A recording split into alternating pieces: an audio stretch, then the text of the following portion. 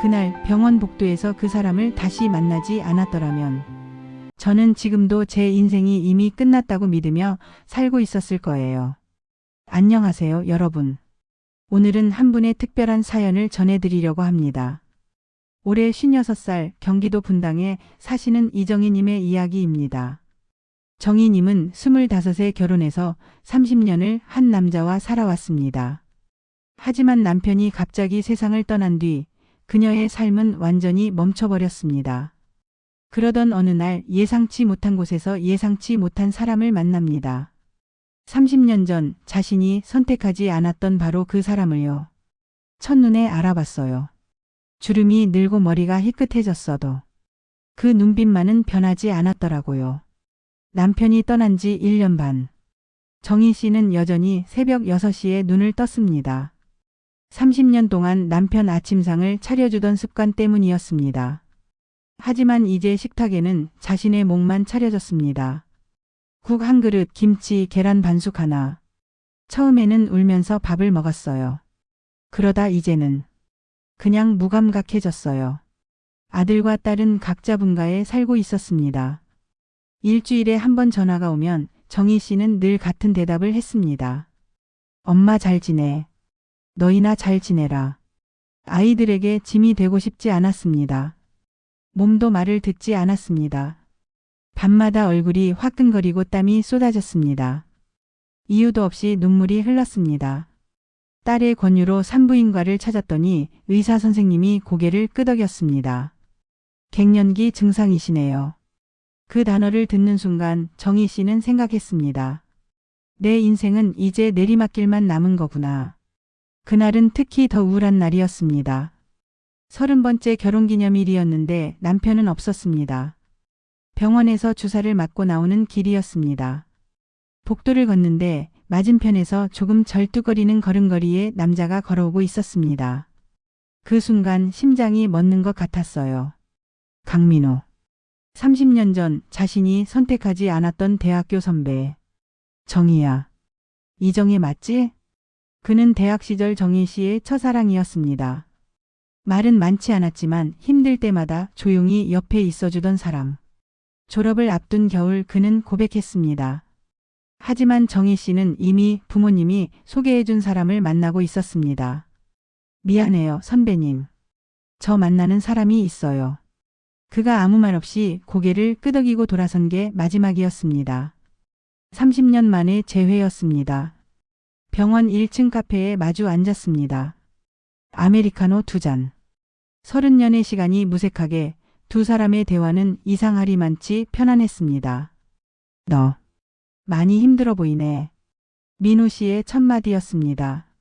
정희 씨는 차마 남편이 세상을 떠났다는 말을 하지 못하고 요즘 몸이 좀 안 좋아서요 라고만 했습니다. 민호 씨는 자신의 이야기를 들려주었습니다. 결혼했다가 10년 전에 이혼했다고. 자식은 없고 지금은 혼자 산다고. 무릎이 안 좋아 정형외과 다니는 중이라고. 우리 참 많이 늙었네. 그가 쓸쓸하게 웃었습니다. 정희 씨도 따라 웃었습니다. 이상하게도 이 사람과 있으면 편안했습니다. 다음 주에도 병원 와? 그럼. 또 커피 한잔 할까? 정희 씨는 고개를 끄덕였습니다. 그렇게 일주일에 2번씩 만남이 이어졌습니다. 병원 카페에서 시작된 만남은 점심 식사로 산책으로 조금씩 넓어졌습니다. 어느 날 정희 씨는 깨달았습니다. 화요일과 목요일만 되면 아침부터 옷을 고르고 거울을 보고 있다는 것을. 이건 아니야, 이정희. 넌 과부고 죽은 남편도 있고. 그날 밤 잠을 이룰 수 없었습니다. 하지만 이번에는 갱년기 때문이 아니었습니다. 죄책감과 설렘이 동시에 밀려왔습니다. 한 달이 지났을 때 민호 씨가 조심스럽게 말을 꺼냈습니다. 정희야, 나 너한테 할 말이 있어. 나 너 아직도 좋아하는 것 같아. 아니, 계속 좋아했던 것 같아. 30년 전에 차인 후로 계속. 정희 씨는 아무 말도 할 수 없었습니다. 나랑 사귀자는 말은 안 할게. 그냥 내 마음을 말하고 싶었어. 미안해. 눈물이 났습니다. 왜 우는지 스스로도 알 수 없었습니다. 그날 이후 정희 씨는 민호 씨를 피하기 시작했습니다. 병원 예약 시간을 바꾸고 전화도 받지 않았습니다. 딸이 집에 놀러 왔습니다. 엄마 요즘 뭔가 달라 보여요. 예전에는 맨날 우울해 보였는데 요즘은 살아계신 것 같아요. 그 말이 가슴에 꽂혔습니다. 살아있는 것 같다. 맞았습니다. 민우 씨를 만나면서 정희 씨는 다시 누군가를 기다리고 설레고 웃을 수 있었습니다. 하지만 죄책감도 밀려왔습니다. 그녀는 안방 옷장을 열었습니다. 남편의 양복이 그대로 걸려 있었습니다. 여보, 나 어떻게 해야 해? 그때 남편이 병원 침대에서 했던 말이 떠올랐습니다. 말기 암 진단을 받고 한 달쯤 지났을 때 그가 정희 씨의 손을 잡고 말했습니다. 여보, 나 떠나고 나면 너무 슬퍼하지 마. 다시 사랑하고 싶으면 사랑해도 돼. 당신 인생이야. 그냥 행복해줘. 그게 나한테는 제일 중요해. 그때는 드라마 대사처럼 흘려들었던 말이었습니다. 지금에야 그 의미가 마음속에 닿았습니다. 용기를 내어 딸에게 전화했습니다. 은지야, 만약에 엄마가 다른 남자를 만난다면 너는 어떻게 생각할 것 같아? 잠시 침묵이 흘렀습니다.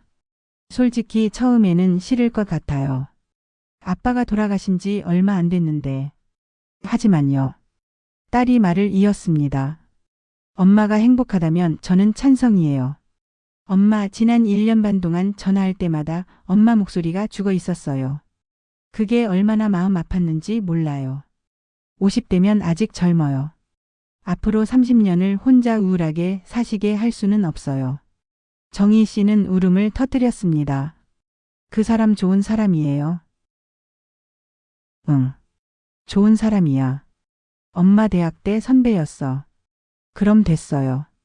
엄마가 선택한 사람이면 저는 믿어요. 정희 씨는 문자를 보냈습니다. 선배님, 우리 한번 만날 수 있을까요? 답장은 금방 왔습니다. 그래. 언제 어디서 만날까? 다음 날 2시 카페에 마주 앉았습니다. 정희 씨는 모든 걸 털어놓았습니다. 남편이 암으로 세상을 떠난 일, 홀로 남겨진 후 하루하루가 어땠는지, 그리고 민우 씨를 만나면서 조금씩 살아나기 시작한 자신의 마음까지.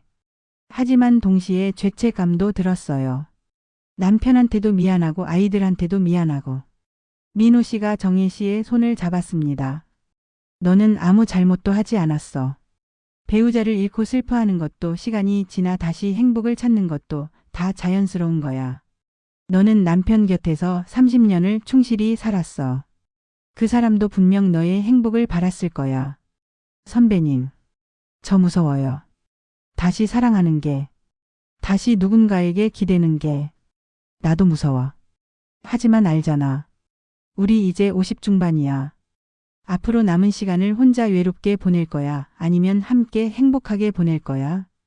정희 씨는 잠시 생각했습니다. 그리고 조용히 대답했습니다. 함께요. 민우 씨가 웃었습니다. 30년 만에 보는 환한 미소였습니다. 두 사람은 공식적으로 만나기 시작했습니다. 민우 씨는 정희 씨가 가고 싶다고 했던 곳들을 기억하고 데려갔습니다. 한강공원, 미술관, 식물원. 남편이랑은 항상 바빠서 제대로 된 데이트를 못 해봤는데 민우 선배는 제 이야기를 다 기억하고 있더라고요. 어느 일요일 두 사람은 남산에 올랐습니다. 민우 씨의 무릎 때문에 케이블카를 타고 올라가면서 민우 씨가 웃었습니다. 우리 진짜 늙었네. 그래도 괜찮아요. 함께니까. 전망대에서 서울 야경을 내려다보며 민우 씨가 말했습니다. 정희야, 우리 결혼할까? 30년 전부터 너랑 결혼하고 싶었어. 이제 늦기 전에 하고 싶어. 정희 씨는 아이들을 집으로 불렀습니다.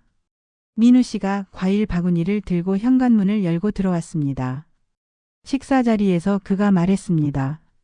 저는 여러분 어머니를 오래전부터 좋아했습니다. 이번에는 놓치고 싶지 않습니다. 어머니를 행복하게 해드리고 싶습니다. 딸은 고개를 끄덕였지만 아들의 표정은 굳어 있었습니다. 민우 씨가 돌아간 후 아들이 입을 열었습니다. 엄마, 아빠 돌아가신 지 얼마나 됐다고요? 정희 씨는 침착하게 대답했습니다. 준호야, 엄마 나이가 56이야. 앞으로 20년, 30년을 더 살 수 있어. 그 시간을 혼자 외롭게 보내길 원해? 민호 씨는 엄마를 진심으로 대해줘. 엄마를 살아있게 해줘. 딸이 오빠의 팔을 잡았습니다. 오빠, 엄마 말씀이 맞아. 우리가 이기적인 거야. 아들은 한참 고민하다 고개를 끄덕였습니다. 알겠어요. 엄마가 행복하시다면. 근데 그분 엄마한테 잘해드려야 해요. 6개월 후 두 사람은 작은 결혼식을 올렸습니다. 양가 자녀들과 몇몇 친한 친구들만 모였습니다. 정희 씨는 연한 베이지색 한복을, 민호 씨는 네이비 정장을 입었습니다. 주례 없이 두 사람이 서로에게 편지를 읽었습니다. 민호 씨가 먼저 읽었습니다. 정희야. 30년 전에 너를 놓쳤을 때 나는 평생 후회하며 살 줄 알았어. 실제로 그랬고. 하지만 운명은 우리에게 두 번째 기회를 줬어. 이번에는 절대 놓치지 않을 거야. 남은 인생 너를 매일 행복하게 해줄게. 사랑해. 정희 씨의 차례였습니다. 민호 선배님. 제 인생에서 가장 어두웠던 시간에 선배님을 만났어요. 선배님은 제게 다시 살아갈 이유를 줬어요. 웃을 수 있는 이유를, 내일을 기대할 수 있는 이유를 줬어요. 고마워요. 그리고 사랑해요. 두 사람은 키스 대신 포옹했습니다. 딸이 행복한 눈물을 흘렸습니다. 결혼 후 두 사람은 분당에 새 아파트를 구했습니다. 예전 집이 아닌 새로운 곳에서 새로운 시작을 하고 싶었습니다. 민호 씨는 다시 기타를 배우기 시작했고 정희 씨는 수채화를 시작했습니다. 30년 전에는 시간이 없어서 못했던 걸 이제 하는 거야. 어느 토요일 오후 두 사람은 한강공원에 나갔습니다. 민호 씨는 기타를 들고 정희 씨는 스케치북을 들고. 민호 씨가 기타를 연주하는 동안 정희 씨는 그 모습을 그렸습니다. 노을이 지는 한강을 배경으로 기타를 치는 한 남자. 잘 그렸네. 나 이렇게 멋있어? 네, 제 눈에는요. 민호 씨가 정희 씨의 손을 잡았습니다. 행복해? 네, 정말 정말 행복해요. 나도. 이렇게 행복한 적이 없었던 것 같아. 해가 지고 있었습니다. 주황빛 노을이 한강을 물들였습니다. 우리 참 늙었네. 그래도 괜찮아요. 함께니까. 그래. 함께니까. 사랑에는 나이가 없습니다. 50대든 60대든 70대든 사랑할 수 있고 설렐 수 있고 행복할 수 있습니다. 정희 씨는 갱년기라는 인생의 가장 힘든 시기에 예상치 못한 사랑을 만났습니다. 죄책감에 괴로워했지만 결국 자신의 행복을 선택했습니다. 그리고 그 선택은 옳았습니다. 중년의 사랑은 젊은 날의 사랑과는 다릅니다. 더 깊고 더 성숙하고 더 소중합니다. 우리는 이제 알기 때문입니다. 시간이 얼마나 소중한지, 함께 있다는 게 얼마나 큰 축복인지. 지금 외롭다면, 지금 힘들다면, 지금 삶이 의미 없다고 느껴진다면 용기를 내보세요. 아직 늦지 않았습니다.